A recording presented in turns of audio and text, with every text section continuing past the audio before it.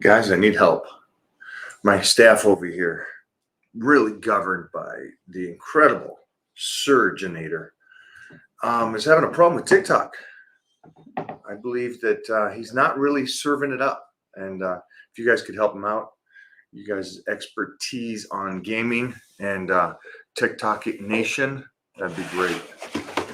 Serge, anything you want to add to it? Come on, Serge. This is your time. Stage is yours. My work talks for itself.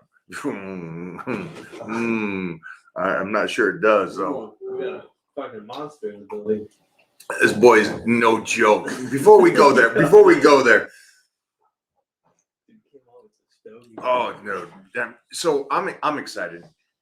There's not a lot of people that have been on the road, this journey as long as I have and stuff. And so anytime you get to meet somebody that has, there's similarities, and there's a grit to them, which I freaking love. And so our friend here that's coming on is a monster. He's going to come up and train with me. He's going to crush me.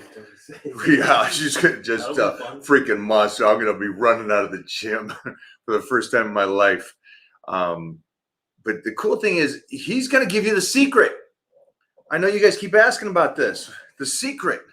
And I'm hoping he's going to give it to us today. And so you guys will be able to do exactly what we've been doing and enjoy this. So please bring on the mystery guest, shall we? If the screen's big enough for this. Oh my gosh. Jeez Louise. Unmute your volume, my king. There we go. Is that better? That is better. Turn your camera sideways because they ain't getting this. There we go, baby. There we go. Let me get that adjusted a little bit. You want to see what shoulders look like? And triceps. The triceps, and forearms, and traps. Shit. Come on, man. And he's got no pants on right now. I'm just a squirrel trying to get a nut in your world. What are you talking about, brother? Shit. You need to be here then, because I got a couple nuts over here. Hey, good to see you, brother. First of all, thanks for doing this today. I messaged you this morning. I think it was 0600 or something like that, and I know that you're already up like me. Yeah, we're sick that way. I couldn't figure this out, and so I wanted to come to you. These guys keep going, hey, what's the trick? What's the secret? And so I said, I keep saying the shit that I say, which goes nowhere. And so could you just help us out here? This will probably be the shortest podcast in history. Give them the secret and what it is. And that way everybody can do what you've done, I've done, and like Stan. What is it? What's the secret? Well, I mean, first off, it's everybody thinks there's a secret. And the secret is it's not some small little detail that everybody's missing.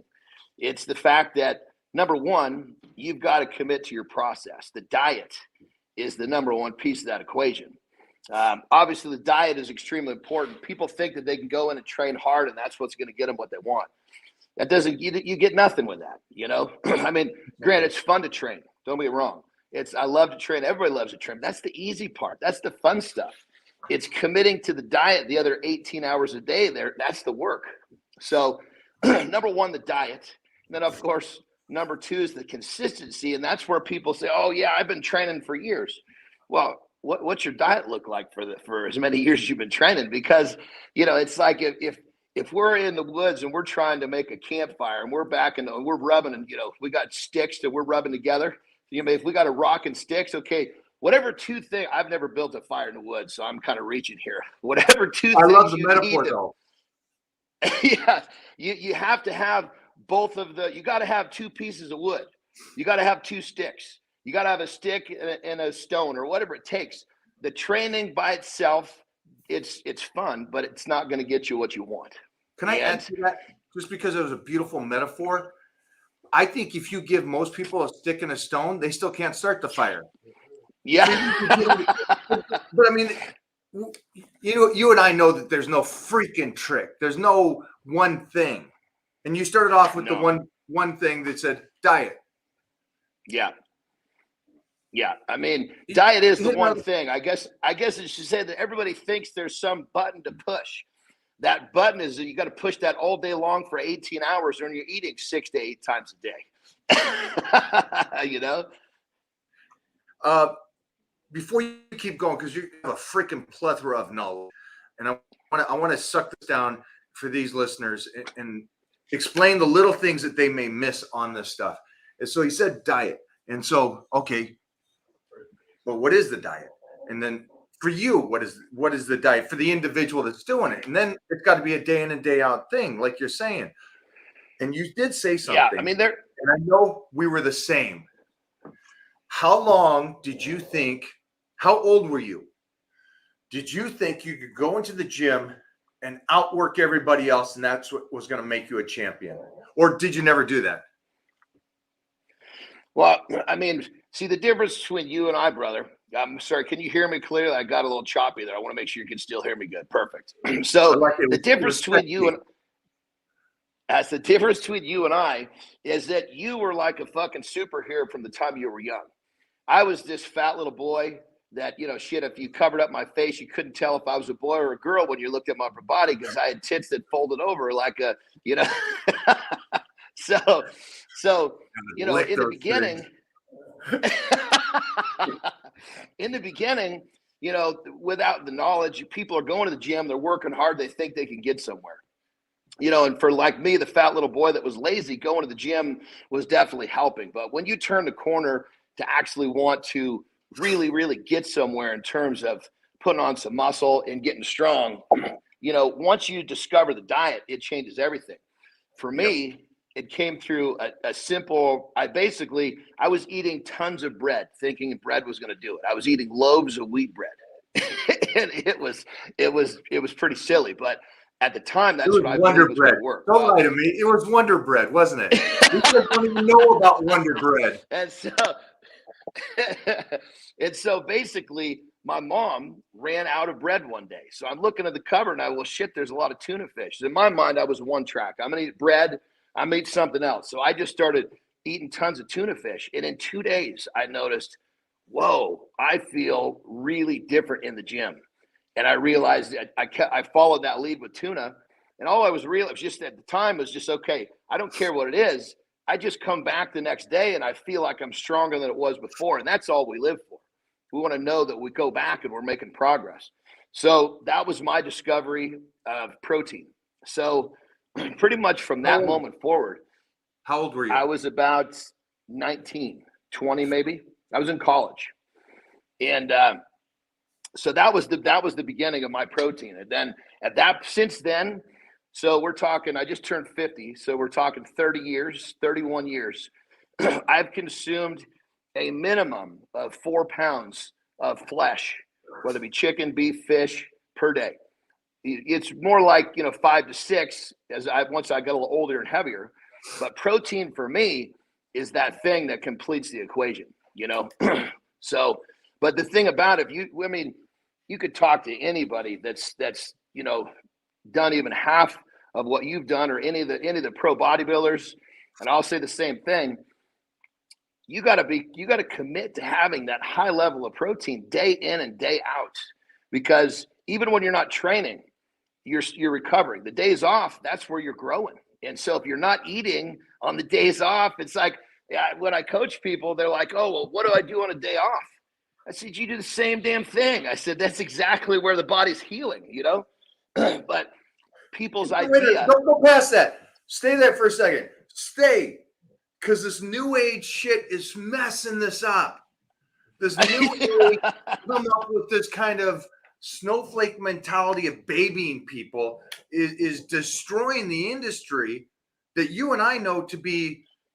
You can create a truly longevity life and be something extraordinary by doing basic shit. But now they're going, hey, it's a day off. You're not exercising, so you got to cut back on your food. The one day I'm going to recover, you take my food away? What idiot? Yeah. I'd love to know who that idiot is that came up with that concept and why. I know why it clicked, because people, they don't want to do 7 days a week. But whoever Yeah. did that just destroyed the industry and brought it back down a notch. Yeah, I totally agree. I mean, because when it comes down to it, people want, but they don't want to do. You know, and the way I explain to people, say, listen, as soon as you don't want to do something, that's when you better pull up your pants and do it, because that's where the line in the sand is. If you just wanted to do what you wanted, you know, and you never did things that were challenging, you stay. I mean, hell, you might even move backwards. You'd be lucky to stay in the same place.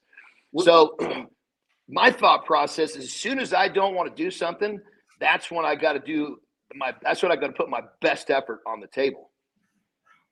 Well, that brings me to my next question then.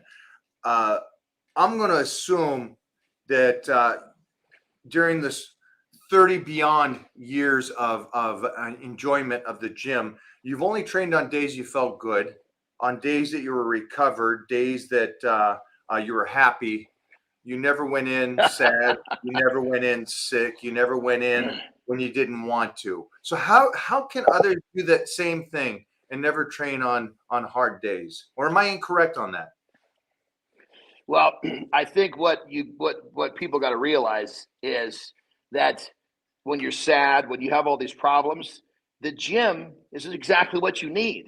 Because if there's ever something, I mean, you tell me if you're like I am, but I'm telling you, I don't give a shit what my problem is. I get to go escape for 90 minutes or 2 hours. When I'm done with that, my head is clear. Whatever that problem is, I'm going to whoop the shit out of it as soon as I get done with that training session. So people tend to think, oh, they need this perfect condition to train. No, you don't want perfect condition. That's what training is unperfect conditions. You know, when I'm in my vacation house in Mexico and it's really hot, you know, like 105, right? I'll put a hat on so it doesn't burn the shit out of my bald head.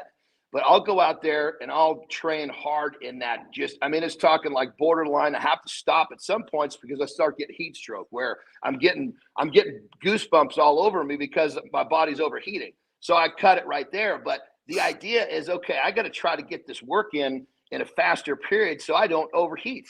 Yeah. I do that to myself on purpose because training needs to be, don't get me wrong. I like a nice temperature controlled room, but not when I'm fucking training. You know, it's got to be brutal. So for all those people that are looking for the perfect conditions to train, you got to rethink that one, because as soon as you think it's got to be perfect to train, your mind it's like the wrong side of the universe. You know, you got to understand the principle of what training is. You know, training is not unfortunately now training for most people is, you know, getting dressed up real nice and doing their hair just perfectly, going in, taking some selfies, maybe cracking a little sweat, socializing. No. That for me, that's torture. Yeah. I try to avoid all that. I try to avoid the times, I should say, when that's going to happen, because listen, if people want to do what they want to do, I'm not telling them to stop if that's what they want to do, but I'm there for a different purpose. That's just like yourself. You've got a pretty wicked setup in your own space. I got the same for myself. So there are days when some days I just know I may not be in the right proper mindset to go into a public training facility. So what do you think I go at 4 a.m? I'm never in the right mindset. I don't want to be around people. I want me and my dog. I'm good. Yeah. So I don't want you to jump over that again, man. There's so much stuff here, and I hope everybody's picking up on this. There isn't perfect training. You're never perfect. And here's the great part about it. Something that you and I, we did this before we got in the magazines. Before we did all that, and we did it for free, and we did it because we loved it. And honestly, I think you're the same as me. Is we did it because we needed it. There was it was part therapy, of us, baby. If we didn't do this battle, it would have been a downhill slide or something. But yeah, there's no easy days, and that is I think Kobe Bryant said it beautifully. It is the 4 a.m. workouts. It is the late workouts. It is nobody writing or watching you do it. That's the journey. It's not the basketball game where he wins. It's the practice and you and me going into the gym and fighting every single day. Yeah, that's it. You know, the training sessions for me, when I look back, I have great moments in competition, and I of course I relish those. They're great memories. But the ones that I really find myself going back to try to recreate are those days in training, because those days in training, the days in the trench, when there's no cameras, when nobody's watching, those are the days that get you what you're looking for. And really what we want to do is we want to take our efforts. We want to get as far forward as we can with every bit of effort that we apply to the process, and basically trying to recreate, training environments and even sets. Think of how many sets you had. It was like straight up, like changed. The world slowed down. Nothing hurt anymore. It's like in my book, I call that jumping into a portal. You get this opportunity to go into a world that's all you want to do is go back. It's like there's no drug on the planet that compare to what we're talking about here. And that's what we're trying to recreate. And what's that? No, we've been in fights before. And so if anybody's been in martial arts or any kind of a fight, you understand what he's talking about, because regardless of the crowd around you, regardless of the noise outside of you, when the weight of the pressure of the bar is on you and it's crushing your back, you hear nothing. There's a muffled sound, and the only thing you hear is that voice in your head. And I've talked about this a lot, is that voice in me, I search for it every day, and I need to hear that voice and it going, you're going to get crushed. Well, then, no, it's on. And so I just think it's that's it, that we find that commonality for you and me, that little world that we get to is something that we keep going back for. It's like, what is it? Alice in the Wonderland, going down that hole, the rabbit in the hole. It's like, for that. It is the drug. That's the drug. Yes. So, yeah. You said something, and I had a very insightful discussion yesterday. And it was interesting because I had a discussion with a guy, a huge actor. Huge. He's getting ready for the spinoff of Spider-Man. He was in the Marvel movies, and he's a very polite, kind person, first off, and then it's all about his family.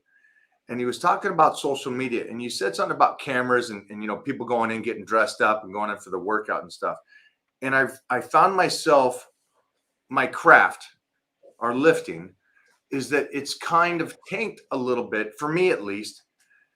And he made it clear to me, and I'll express what he said. And I go, wow, I see that in myself. He says he doesn't do any social media at all because it takes away his craft.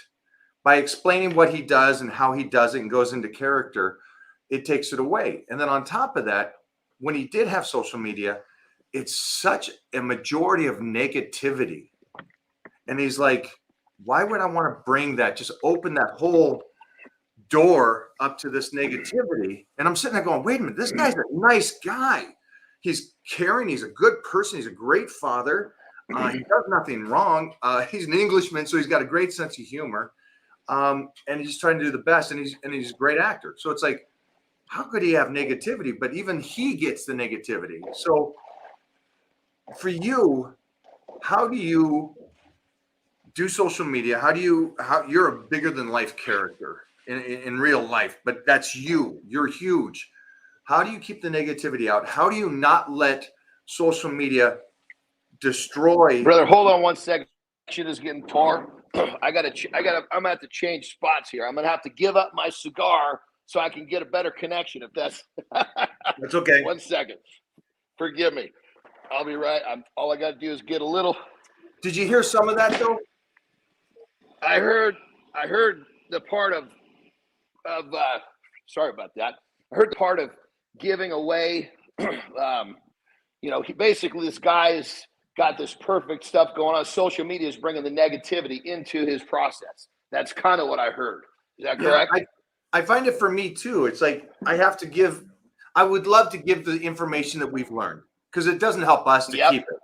So let's show them how they can go into their 30s, into their 40s, and keep going into fit and so on. healthy. So I want to Yes. give that away, but then we allow that door, that opening to so much ugliness. How do you keep it pure? How do you keep your training pure with social media and keep it going? Great question. Well, ultimately, everything that comes my way is I look at as an opportunity. And so if someone throws a turd at me, obviously there's two things I'm going to do. If I can use that as fuel, or I can help that person see there's a better way to go. Because like you are a perfect example. You are, I mean, you're like the kingpin of this industry. Shit, you've been on more covers of magazines than anybody else on the planet, if I'm correct. But really what I'm getting at is that you are positive. You uplift everybody around you. If someone talks to you, they're going to come away with a positive experience. And so obviously for my training and my personal, my personal pathway with training, it is tough to sometimes not have that be interrupted. But what I do is I almost look as I get older. Obviously, we're both now, I'm in the 50 club with you, brother. It's almost like a duty that we have to make sure that we're, passing on the positivity or passing on the knowledge. There needs to be a few of us in 150 years from now, is there's still going to be a handful of us left. And it's our duty to make sure that we plant enough seeds in some of these people around us that can actually happen. I mean, in the 50 plus, there's just a handful of us out there, So I guess to a certain extent, obviously you and I were doing this before social media was even a thing. And it was very different at that point because, you just we had to win. Yeah, we had to be champions. We had to win the title, and we had to have something that wasn't just genetically gifted in how we created it, in a sense, to stay consistent in the men's, not just a one-time champion. And hey, this 23-year-old's great. Boom, he's done. How many have we seen of those come and go? Oh, the flash in the pans, I mean, those will never stop ultimately. But when it comes down to it, to be relative, I mean, you are the perfect example. You've been at the top of relativity for 35 years, if I'm not mistaken. That's a picture you just posted. The one on the left, you were how old, and the one on the right was current time. Yeah, that's. I mean, if that doesn't inspire the youth, I don't know what the hell is going to do it. But to answer your question, what I do is I kind of look at this as almost a duty.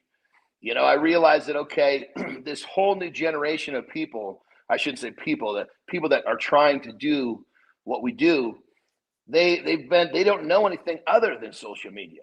Right. Because there's just a few of us that have stayed in the battle long enough, to go from not social media into social media. So these people don't even know what it's like, I mean, shit, we were doing this before cell phones. I mean, remember the cell phone? It looked like you were holding onto a shoebox. You had to hold it with two. I had to call my agent on the side of the road. Where's the beeper going off? You got a casting today. What? Find a payphone. These guys don't even know what payphones are. But I think the biggest thing that I kind of look at is that you can look at it as God. You can look at things as just bad, or you look at things, okay, number one, this younger generation doesn't know any better. And when I find an opportunity to plant some seeds in the right individual that will carry the torch, because there's just a few of us carrying the torch now. We need this whole thing to continue. The movement that we got going is not going to continue if we don't take it upon ourselves to kind of plant the right seeds in that younger generation. And unfortunately, social media, it can be really good. It can be really bad.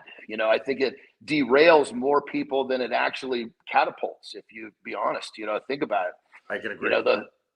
I mean, those flash in the pans, they come in hot, they do something gets away in their life. Well, life is going to be life no matter what you're doing. And you got to learn to manage life and manage your journey. And so I guess that's, to answer the question, that would be it. I look at it as kind of a duty, and then the flip side is if something's just, just straight negative, it's just another piece of motivation because, I mean, is there anything better than put a whooping on the 25-year-olds when you talk a little smack? I'll just turn you on your head, I agree. I loved this actor's point of view on it, and I thought it was I'm just not at that level to where I could not do social media. I thought it was a beautiful moment though from an artist that said, I have a craft, I love something. I don't want to let that negativity into me, to my family, to everything. And I'm sitting there going, okay, I need to, because I can't not do that. I want to share this stuff and I want to pass on this information. So I'm like you, I want to do this and I'll take the positive, and with positives comes negative. And so there is negativity to it. But I think what's great for me, I think a lot of it is that I've got a team around me now that can siphon a lot of the negativity and get rid of that without us. So my recommendation is like what you just said, because we see these guys come in and I guess they're called influencers now, these new kids. I think it's a Latin word. Is that correct, Jeffrey? Is that a Latin word for famous? I do not know. I'll check on that. That being said, I see these influencers kind of get led by their fans. Hey, you should go heavier. You should go heavier. You should go heavier. Yeah. And I sit there and I watch and I go, wow, they got him to do it. They got him to do this. They got him to do that. This guy's injured over here. This guy's done with his career. It's like, it's an amazing thing how much power it has. And so I love that my team has controlled it to a point to where I can step back and go back to, you and I talked about this, those workouts, no cameras, no cell phones, no nothing, because that's how we grew up. And it was just smack talking and weightlifting. I hate music during workouts because I don't want anything to mess with my voice in the head. And I love the noise and I love the banter. And so we don't even have music until I'm done lifting.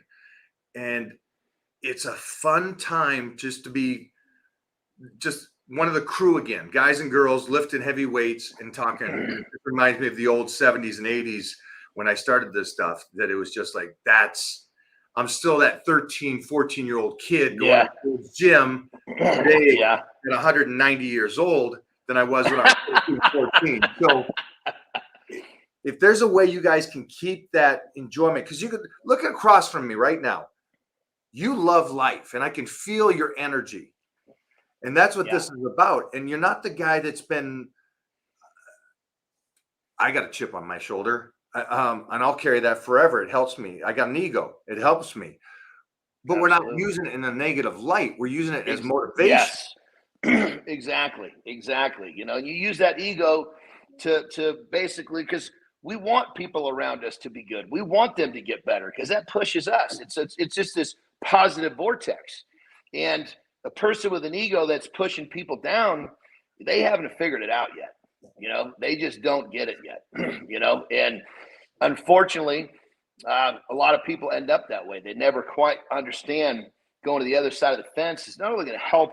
It really, if you want to be selfish, it's helping yourself. But one of the things that I love is I love to see that somehow I impacted somebody positive. That inspires me to. But I don't give a damn if I've told plenty of people that have trained me, I can't lift as heavy. I said, listen, I don't give a damn if you're lifting 135, but if you're putting in the effort like I am, when I got it loaded up, the weights are invisible. I'm looking at you. I'm looking at what is coming. I mean, are you putting, you can see the difference between somebody that's pretending and someone that is, I mean, we're talking physically, mentally, soulfully, everything they got is behind that effort.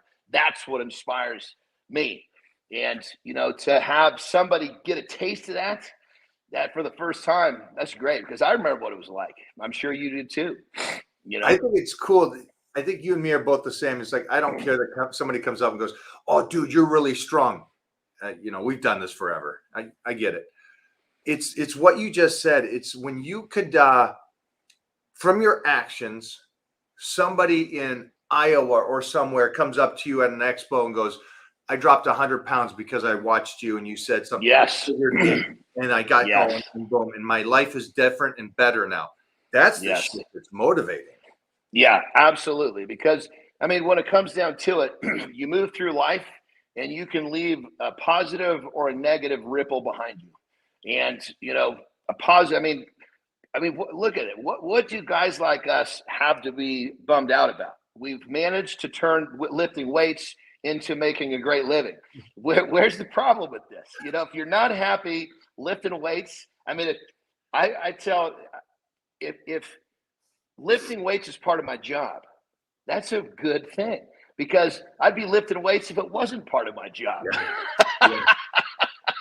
You know, so and when you get to take that enthusiasm that you have for what you do in life and give that to somebody else, just give them a little fucking injection of what we feel, and it turns into more for them. That's what it's all about. You know, that's that positive vortex, man. And the more that you do it, it's like the more you put out in the universe, the more comes back to you. And it just keeps getting sweeter and sweeter. And then it comes back to, just like we talked about in the beginning, how long can we do it and stay healthy? Because we don't want this positive vortex to stop. I think there's a couple, I guess, old school things that we can teach some people. I think one of the things that I'm really proud of is that I know that I've never spoken ill of anybody ever. And there's no print of me, and there's never been anything like that, because that's not who I am. And so I love that there's little traits about me that I know for a fact. You know, when somebody says something, it's like, never happened. And there's no print. Yeah. I'll give you $20,000. Go ahead and do it. Bring that up. Show me. Yeah. And I think we can teach the kids right now, because growing old is hard. And it's only for the strong.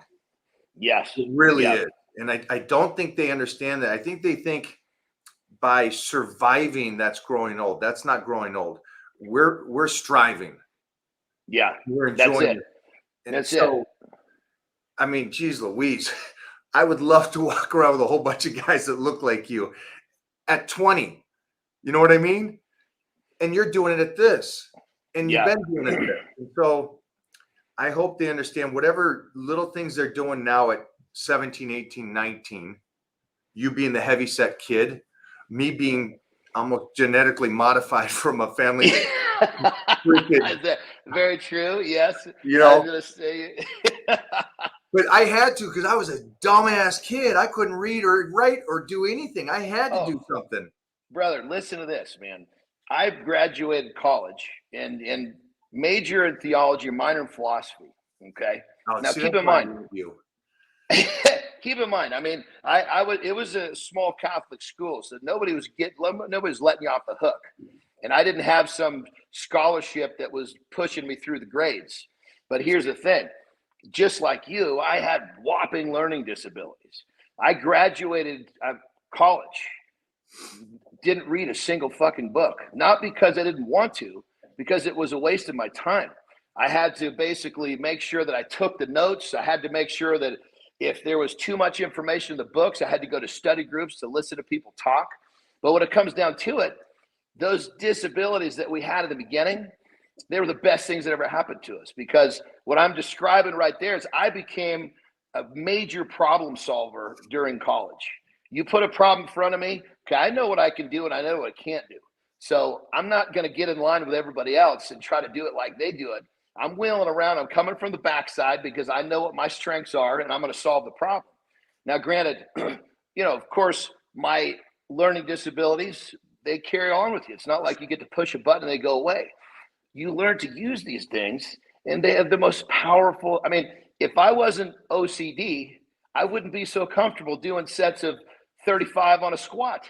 You know, when you get deep into a set and it hurts, that repetition, you find a real comfortable spot when you're OCD, you know? And so I totally agree with, I love it, because I didn't know that about you. I didn't know that you were a little slow to start like I was. Yeah. I'm still slow. I'm still fucking slow, dude.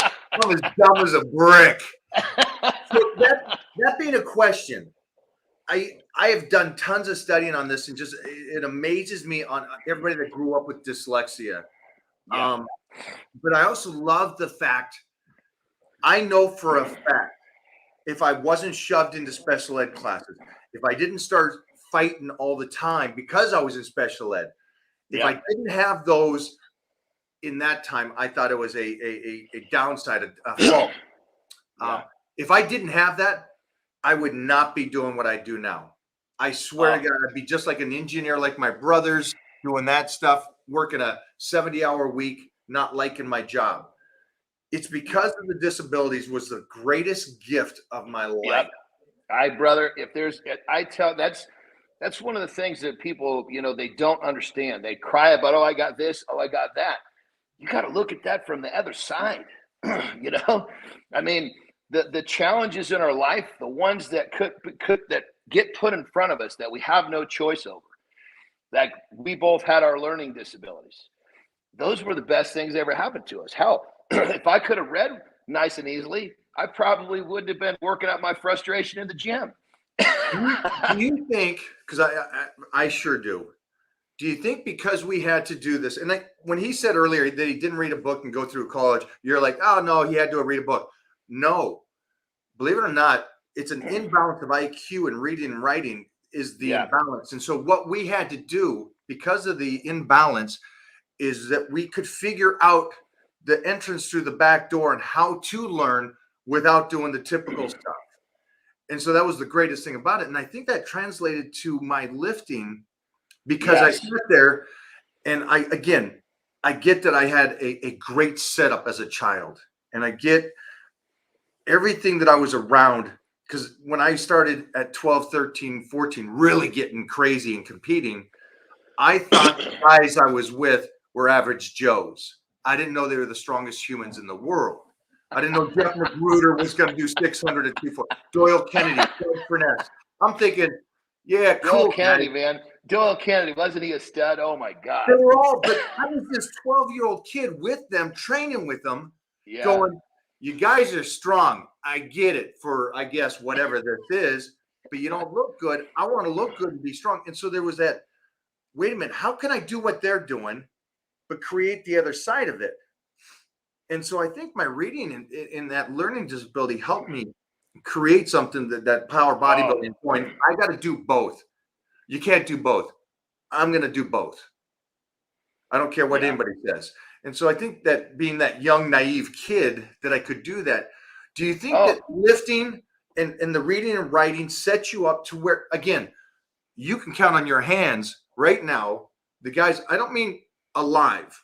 I mean relevantly incredible shape that we're looking at, not photoshopped, that are still doing what we're doing and relevant at this stage.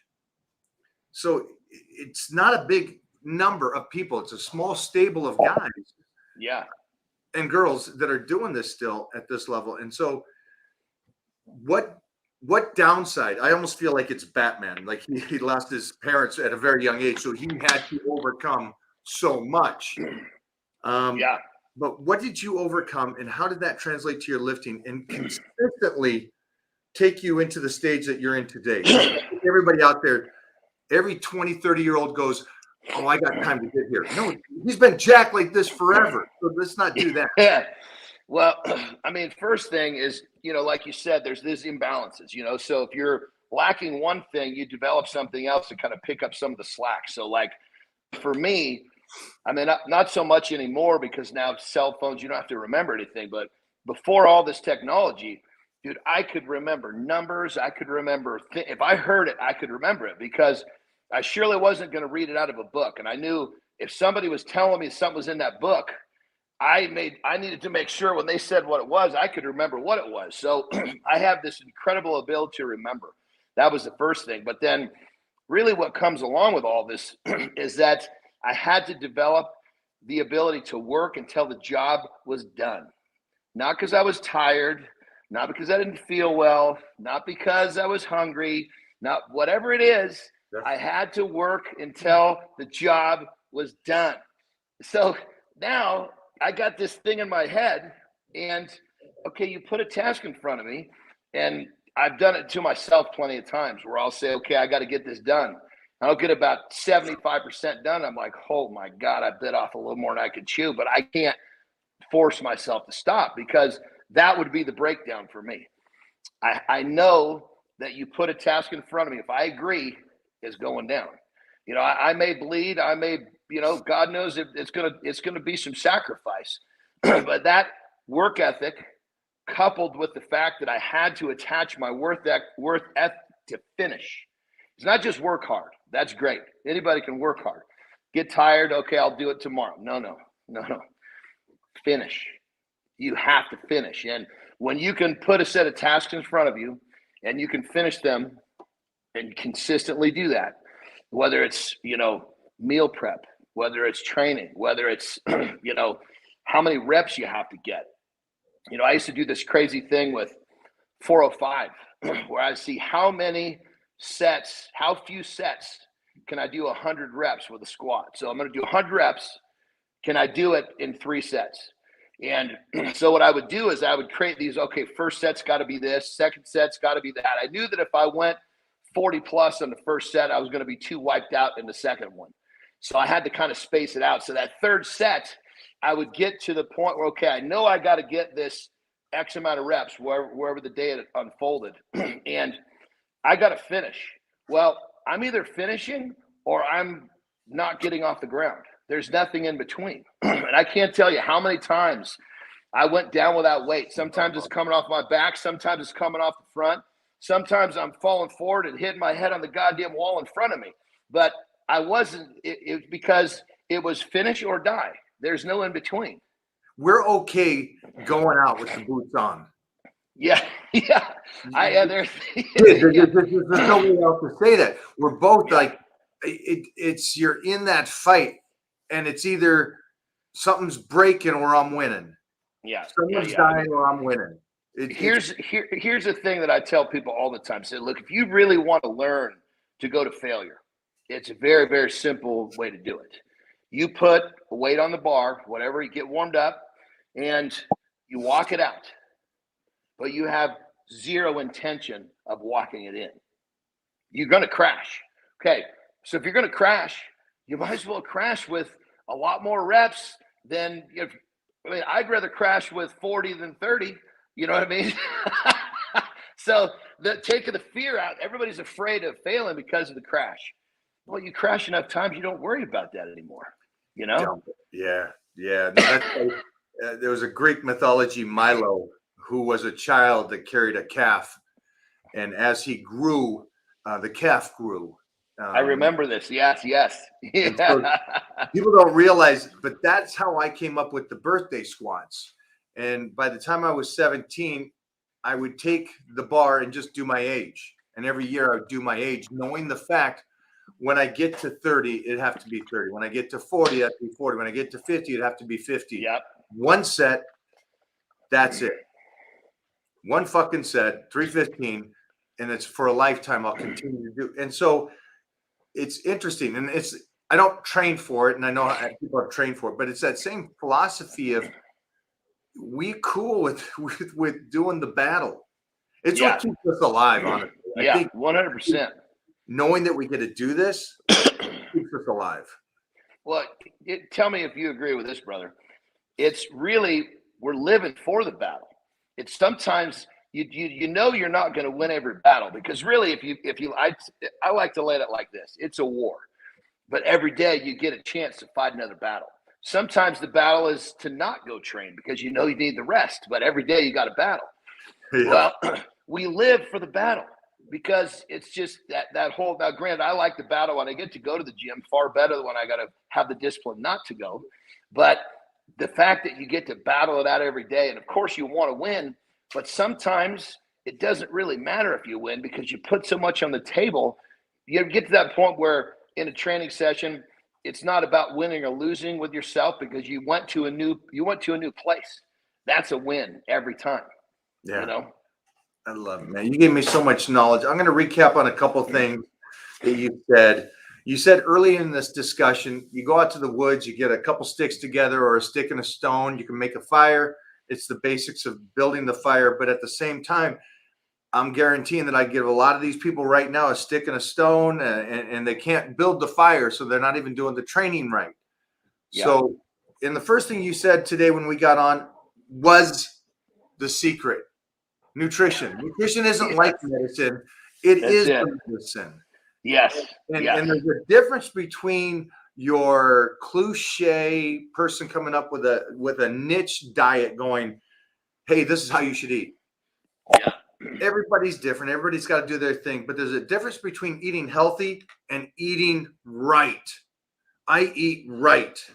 There's a lot of people that come to us, right? And they go, Yeah. "Well, I'm eating fish and tuna, one of your favorites, Yeah. and my broccoli. Why aren't I losing weight?"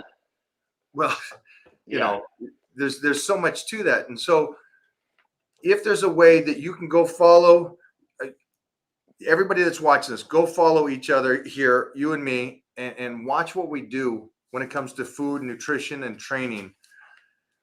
We're taking the stick and the stone and we're actually building the fire. Yes. There's millions of people have said you can go into a gym and do arm curls. I love that Arnold said it. Can you go into the gym, do arm curls, and get nothing from it? 100%. Yeah. And so obviously that's been your problem because you have so little arms and no triceps. And I freaking love that he has his Christmas tree up still. Yes, I listen, brother. I always keep my Christmas tree up through January, right? But this year I have a grandson for this Christmas, which is really awesome. So I've all girls, but I finally have a boy, and he's my grandson, which is amazing. How old? So he just 15, 16 months. You know, it's just a little guy. Oh yeah. Yeah. I mean, just figuring out how to scream, you know, so all of the, so I told my wife, I said, listen, if we got to leave it up an extra couple months so he can come to the house and he can get that big present and open it up, he won't remember, but I believe that stuff kind of implants in their DNA, you know, and, you know, he's got to come over and the box has got to be always bigger than him because, I mean, when you're little, this is what it's all about. This is the magic. You know, I mean, Christmas, and it's a magical thing if you actually if you set it up right for a youngster. There's no better thing than Christmas. No, you know? You're like my twin, man. I can't believe it. When you just keeping the tree up too, that's something you wanted to do and you took the household to take it down all year. I'm the guy that keeps the Christmas tree up all year. My girl, when we started dating, she's like, "What the fuck you got a Christmas tree up for?" I'm like, "Man, in this house, we roll all year." So this year we got to do two because my son's 2 years old, and I believe wholeheartedly like you. They may not remember it, but I have a feeling there's some kind of subconscious that's deep inside that he knows this time. I'm just sitting here going, could you imagine everybody? Could you imagine going over to your grandpa's house and this is what he looks like? Holy shit. I'm like, that's what when I became a grandfather, I was like, that's it. I'm going to be the most jacked grandpa on the goddamn planet. I got a whole new motivation now, you know? See? I love it, man. Thanks for doing this today, brother. We got so much more to talk about, but today I just glad that you finally took care of the trick, the secret. Obviously, it's so easy. And you just gave so much light to this, but I just love the fact that we can be on screen with each other and I can feel your energy and how much you love this stuff. Oh, you know, I mean, we've been blessed, brother. I mean, I can't think of anything else that I would rather do on a daily basis, you know, and then the fact that we've leveraged this into a lifestyle that's been prosperous. I mean, goodness gracious, what else does a guy need to be happy? You know? I'm with you on that, man. I'm with you on that. If I could have done anything more, I wouldn't have mind being around in the 1300s fighting on a horseback with a sword. But this is second to that. I love it, brother. Thanks for doing this. And we're going to sit down with you and your team here in a couple weeks, right? You want to let everybody know? Brother. Yeah. Talk to me, bro. Let's do it. Well, we're going to sit down with Nick Best, right? Oh yeah. Forgive me. Yes, we're doing that on February 1st. Correct. Okay. Yes, yep. And you're gonna be a special release for sure because I mean, shit. After the fun we just had right here, you just called me Special Ed Mike. Well, you are special, but you're special in multiple ways. That's good. I'll take it. And I joined that club with you too, brother. So, but yeah, we're going to be doing, we just got a killer new podcast going. It's me, Nick Best, and Akeem Williams. So we kind of, what we're doing, it's just, my thought is we call it Legends of Iron, but really what it is, it's taking all the stuff we love and putting it under one umbrella. So obviously I had the strongman and bodybuilding. You know, Nick is still at the top of strongman at 54 years old, which is amazing. Coming back from injury. And then Akeem, you know, he's a top, I think he's definitely a top 10 Olympia competitor. So we just took everything that basically just took, I call it the iron umbrella. Anything that fits under the iron umbrella, that's what the show's about. And you, my brother, are like, I mean, when it comes down to the actual pinnacle, the walking, talking, you are it. I mean, there's nobody more relative under the iron umbrella than you.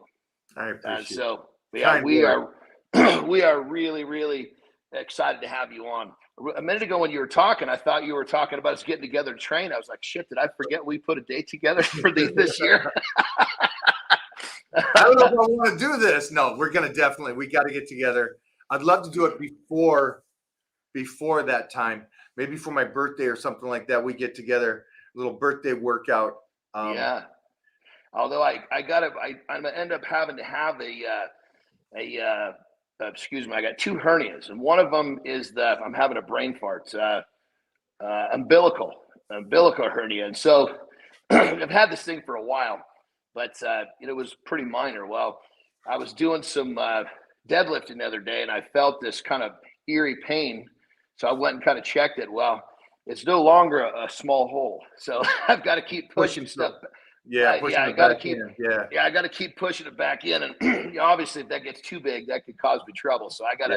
I'm going to meet. I love that we're talking about this, and we're like, so I lost an arm, and so what happened? It just fucking grew back. Don't worry about it. Keep lifting. I just pushed my guts back in. That's it. Well, that's what I figured. I wasn't going to have it fixed until I needed to have it fixed. You know, I've had both of them for years, but once I have to, you know, when I can get my finger in that hole, it's time to go get it fixed. You know. Wait a minute, what are we talking about now? Okay. Hey, maybe we should hold off on the lifting. I don't know, man. We'll get Will to come out maybe, and we'll get just changed up the whole workout. Well, you know what? Actually, what I've been doing is it works like a charm. Is I take an old school power belt and I turn it, put the buckle on the side, so I get that real tight right against the hernia. And you know, I can't go hard, but I can go hard enough to, you know, have my Prozac for the day. I love it. Exactly. Your dose. That's it. it. My God. I love it, man. I'll see you on February 1st. Let's take care of those little hiccups that we all deal with. And then I'm going to pull you back on here on a lot more, because I want to talk about a breakdown of how you've changed from 20 to 30 to 30 to 40, 40 to 50. And then also you talked about something minutely, but I know for a fact it, because I'm living it, is that you have a new motivation, which may be more powerful than ever before, having a grandson. And so it takes it out of you and your selfishness to something bigger and more great. And I think I found that with my son. It's like, this isn't about me now. Now I got to be a freaking savage, because this kid's going to be this kid's going to be 280 by 10. It's exactly, when I had kids, it took everything that I was doing, and it just like turbocharged it, because I'm not just getting better for me. Now I've actually got to put together, you know, day after day of getting better, because I have to teach, you know, at the time it was just my first girl. I have to lead by example. And it's really easy to tell a kid what to do, but when that kid sees you doing it, walking the walk, then when you're talking the talk, it actually means something, you know. But it's amazing. Good character does good character things. And you just said something that the kid yesterday, the actor, said. He said, and his job is fame. Basically, he does movies, and he does movies at the most pinnacle level. There's nothing bigger than Marvel movies, and now the spinoff of Spider-Man. So there's nothing bigger than this guy. And I know in the Hollywood world, social media is very important to them, the agents and the studios. Hey, we want you to do this. We want you to do that. And he was talking about, he got a campaign for, and trust me, stay with this, everybody. He got a campaign, and campaigns are pretty easy. Mostly when it's like a fragrance campaign. You know, you do 2 shoots a year and you get a ridiculous amount of money to promote a fragrance or a cologne or something. And this was heightened because his wife was also the photographer and producer of the commercials and so on. He said, listen, I'm deleting all my social media. And that's a huge thing for these kind of companies. He says, I'm deleting it, knowing that that will cost his job. And he says, I told my kids they cannot have social media. And I don't want social media because of what the ugliness it brings, but I'm willing to give up all this to be a good father and show them. I can't just tell them and then I do it. And you just said the same thing. And it's like, yeah, you're living it, not by telling people. And I hate those kind of coaches. And I hate those kind of Instagram people that say stuff. And you and I have been around long enough to know a lot of these Instagram people that are famous talking about this. Like, dude, I knew you 10 years ago. Shut up. Yeah. That's it. That's it.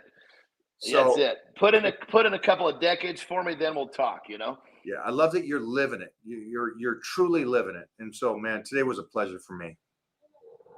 Brother, thank you. Is there any last minute Always questions from the crew? You guys, Serge? Knocked it out. Done. I mean, how do I get those delts? How do you How do I get those delts? Hold on. Show them the traps. Show them the traps. The traps, so I got to get it aligned with the camera. I think Yeah, I don't know if you can see. You know, you can see it from this thing. The delts and the traps come from overhead pressing. Everybody, you know, people are always asking me, "Oh, how many shrugs do you do?"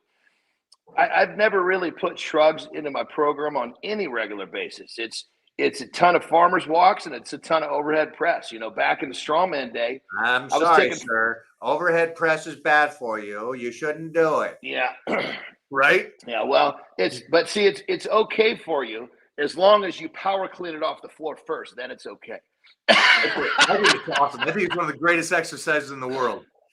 Oh, you and me think that way. You clean it off the floor and then you press it till you can't do it anymore. That will get you some traps and some deltoids.